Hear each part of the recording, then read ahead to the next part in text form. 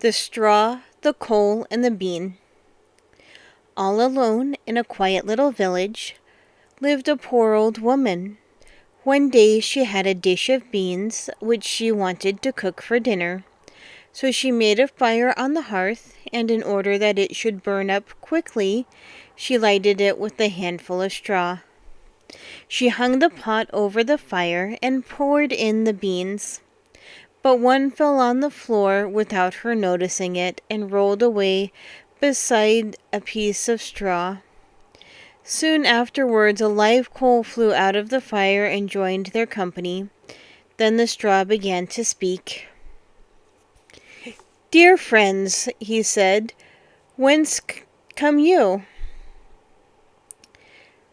"I was fortunate enough to spring out of the fire," answered the coal.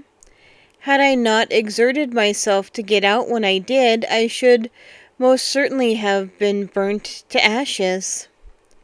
"I have also just managed to save my skin," said the bean.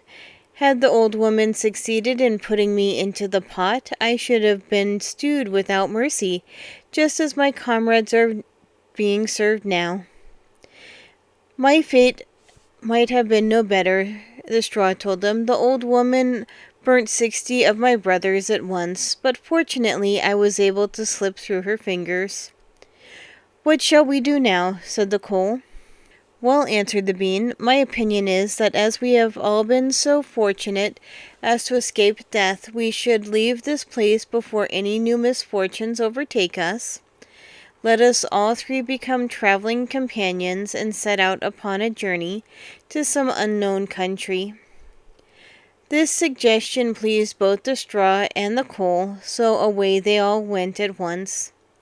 Before long they came to a brook, and there was no bridge across it. They did not know how to get to the other side. But the straw had a good idea. "I will lay myself over the water, and you can walk across me as though I were a bridge," he said. So he stretched himself from one bank to the other, and the coal, who was of a hasty disposition, at once tripped gaily onto the newly built bridge. Halfway across she hesitated, and began to feel afraid of the rushing water beneath her. She dared go no further, but neither would she return, but stood there so long that the straw caught fire, broke in two, and fell into the stream. Of course the coal was bound to follow. No sooner did she touch the water than hiss! Out she went, and never glowed again. The bean, who was a careful fellow, had stayed on the bank to watch how the coal got across, before trusting himself to such a slender bridge.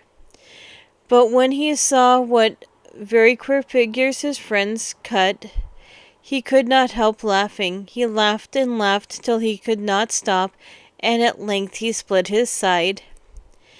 It would have gone badly with them then, had not the tailor happened to pass by. He was a kind-hearted fellow, and at once he took out his needle and thread and began to repair the mischief. The bean thanked him politely, for he knew that the tailor had saved his life, but unfortunately he had used black thread, and from that time till today every bean has a little black stitch in its side.